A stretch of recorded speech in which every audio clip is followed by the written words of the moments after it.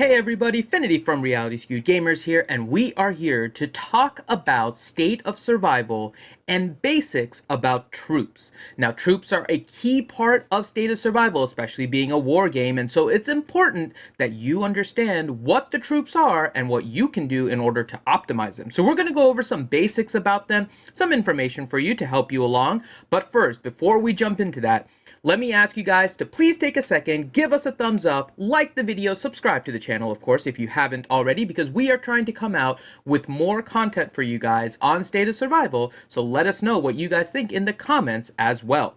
But before we start that, now, let's jump into troops and talk a little bit more about what you can know about troops that you may not already have known.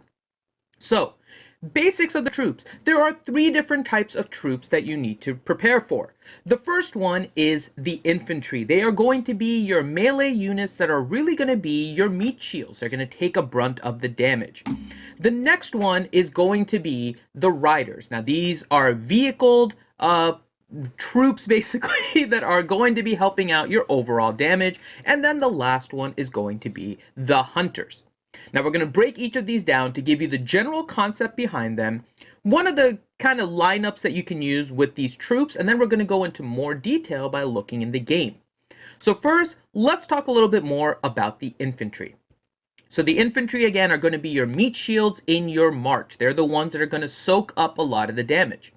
So when you're looking at them and you're looking at how to boost them, you're going to be looking primarily for their survival. You want the infantry to survive, which means that when you're doing research and if you have to prioritize stuff, you're going to be trying to prioritize the health and prioritize the defense, because the longer they last, the longer your damage dealers are able to deal damage. So infantry are going to be your survival-oriented units.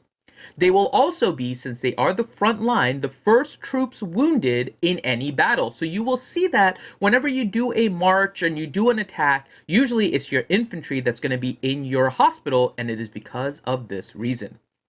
Now, the math is ever changing with the combat, but if you're doing a single march, now it varies if you're defending a center or if you're defending a fortress. It all kind of varies based on situation. However, as a general idea, 50% infantry is usually a pretty good number to aim for because it provides you enough cover for your damage dealers, hopefully assuming you're facing an evenish target.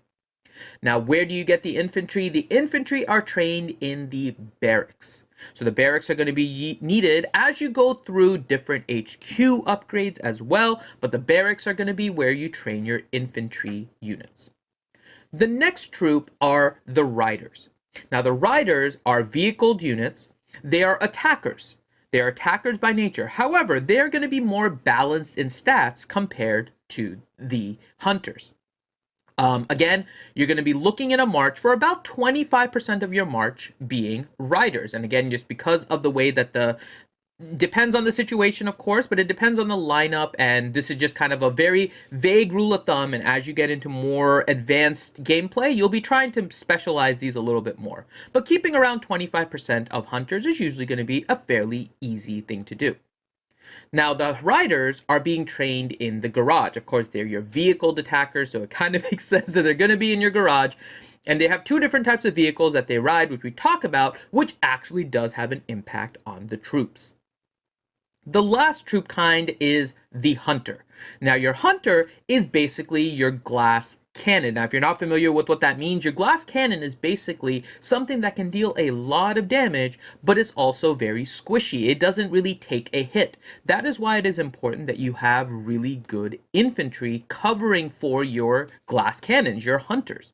Your riders can also provide some benefit in that they are going to be a little bit more melee oriented, even though they're attackers, and that also can provide some additional cover for your hunters.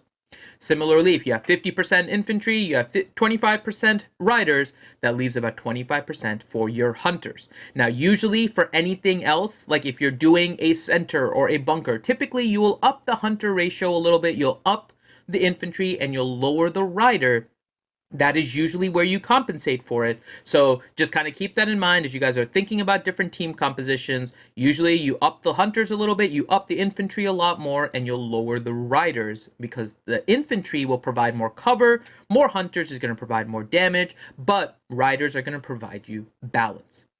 However, this is just the beginning of it. There is still a lot more into this. Now, we talked a little bit about where the other troops were.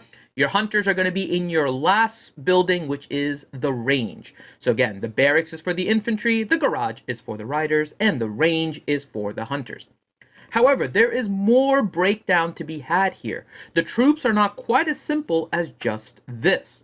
So what we're going to do now is we're going to go into the game and look a little bit into some of the things that you can look at with regards to your troops.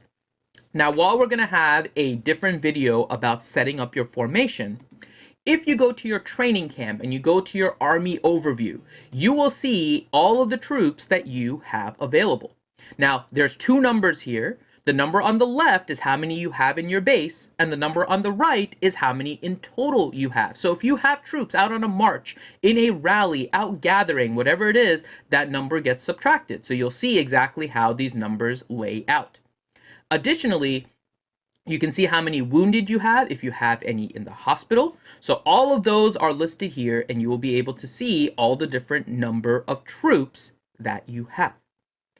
But the key thing to notice here, and the reason I scroll down a little bit to show you, in this army overview, they will typically organize this with the left column being infantry, the middle column being the riders, and the right column being the hunters.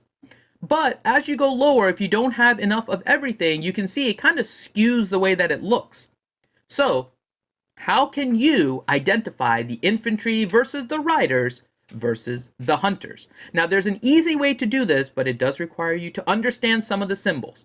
Now, if you've heard me talking on the SOS live stream, you will have heard me use the term punchy, shooty, and stabby. Now, these are not official terms. This is just the way I deem them. The reason for that, just so you understand, is that for heroes, not going into too much details about the heroes, but you will see that the heroes all have a symbol next to them. You'll see one looks like a knife, which is what I call the stabby. One is a fist, which I call the punchy, and you'll see one that looks like a bullseye or a target, and that is what I call the shooty. The reason I call them that is because each of those symbols will denote what kind of troops are getting a bonus from that hero. So if you look at the stabby heroes, like if I go to Maddie and I go to her military stats, you will see that she gains rider benefits. So that means that the stabby heroes are the ones that benefit the riders. You will see that if I go to Miho as well, it is the same thing. She gives rider bonuses. If we go to a punchy hero like Ash, Ash is giving infantry bonuses. So the punchy heroes help the infantry. You also then have the shooty ones, which are going to be helping the hunters. So that is why I will deem them as such. You don't have to use that terminology, but if you hear me saying that on the Friday night live stream of State of Survival, that is what they refer to. Similarly, I will refer to them as the punchy, shooty, and stabby troops. However, in the troops, as you may have seen in the army overview, they do not have the symbol of the punchy, they do not have the symbol of the stabby, they do not have the symbol of the shooty. So what can you do in order to identify them?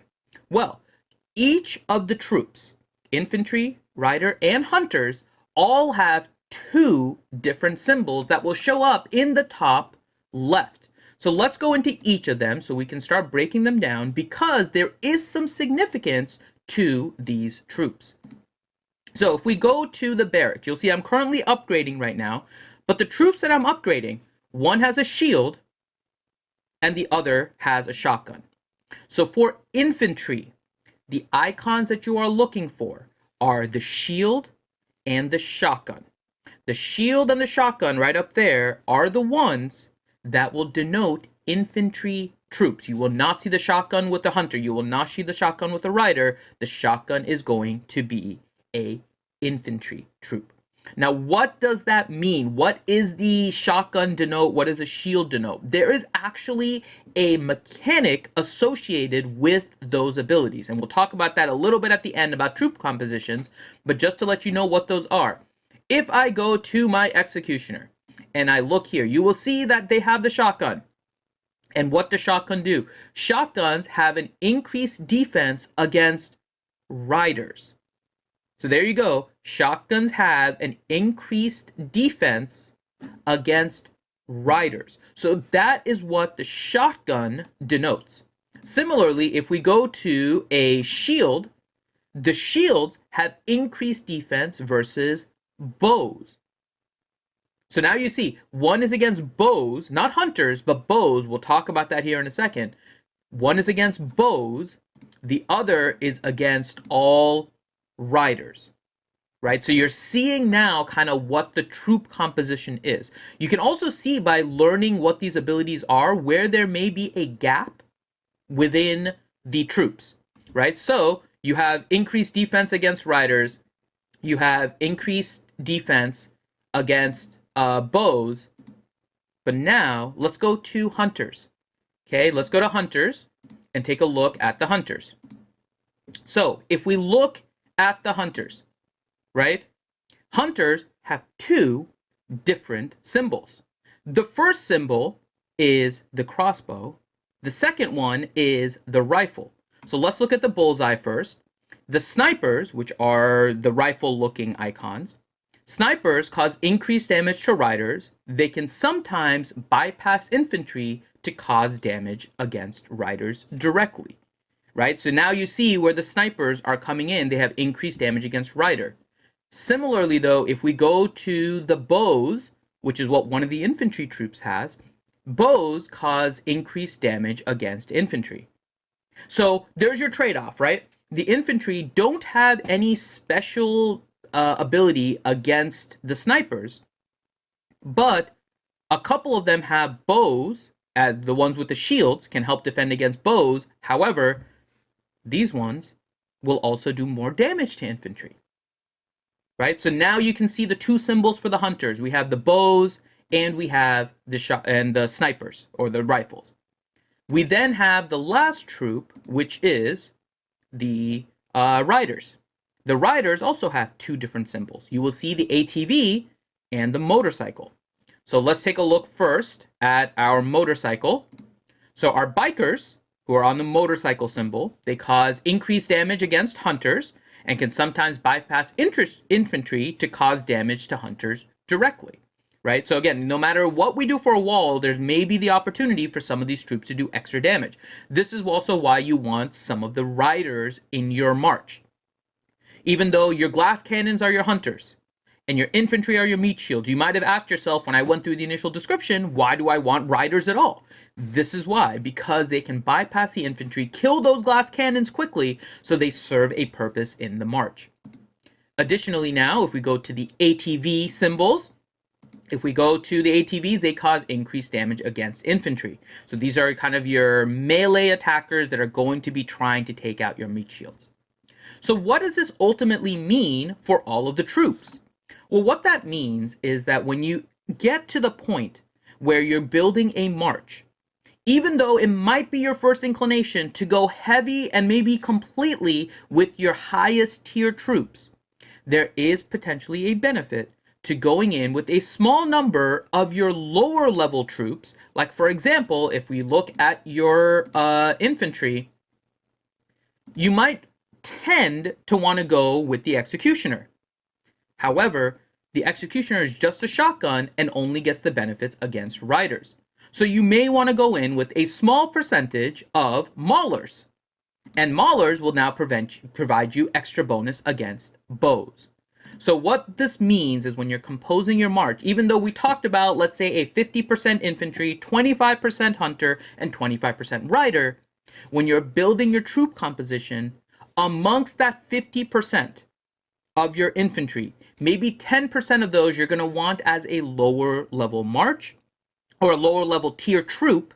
So you can throw in some tier 9s with the rest of them being tier 10s because you get this additional ability where now they're able to withstand some of that bow damage.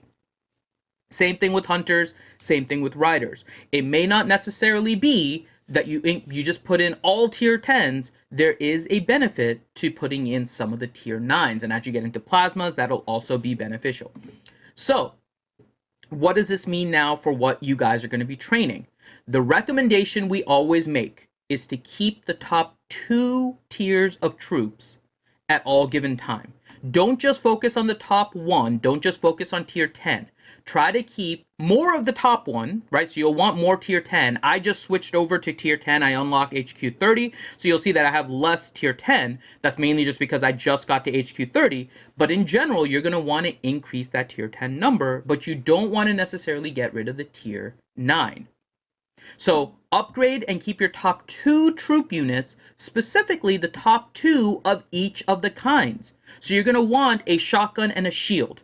You're going to want a sniper and a bow. And you're going to want an ATV and a biker. Those are the top of each of those are going to be the ones that you're going to want to try and keep. So when you're building troops, that is what you are looking for. I hope that makes sense in terms of what the troops are, what they do, how they function.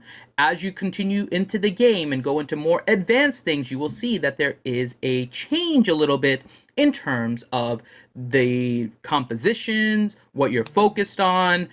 Heroes also will add more to it, but start off simple, review the troops, understand them, and if you want to get a little bit more added insight, and I'll show you guys this, I don't want to go into too much detail about this, but you guys can review it on your own. If you go into any of your troop units, you can click on details.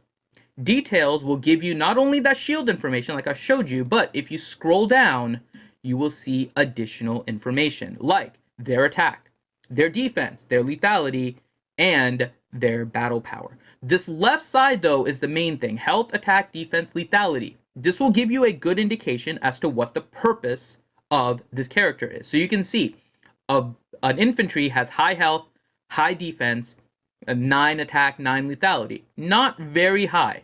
You can also scroll down to see exactly what's going to happen when you get to plasma levels. If I now go to a hunter, if I go to my tier 10 sniper, you will see they are focused on lethality. They are focused on attack, but they have less health and less defense. So again, this is the glass cannon concept. And then lastly, if we go to our riders and we look at their details, let me go to the tier 10, you will see they have lethality, they have attack, but they have a little more health than the hunters. They have a little more defense than the hunters, but they also have less attack and they have less lethality. So this is why these ones are going to be a pretty good all-around troop for you in certain percentages, right? You're going to mainly focus on the infantry and the hunters. You're going to come back to the riders. They're going to supplement the other two, help with the overall march. So hopefully that helped you guys with all of this. I hope you guys enjoyed this breakdown of troops. And once again, I am Infinity with Reality Skewed Gamers. Thank you guys so much for joining me on this stream. And again, if you guys like this video, please make sure that you hit that subscribe, hit that thumbs up, and make sure you follow us at 9 p.m. Eastern Time on Friday nights for our State of Survival live stream. And once again, I am Infinity with Reality Skewed Gamers. Take care, guys.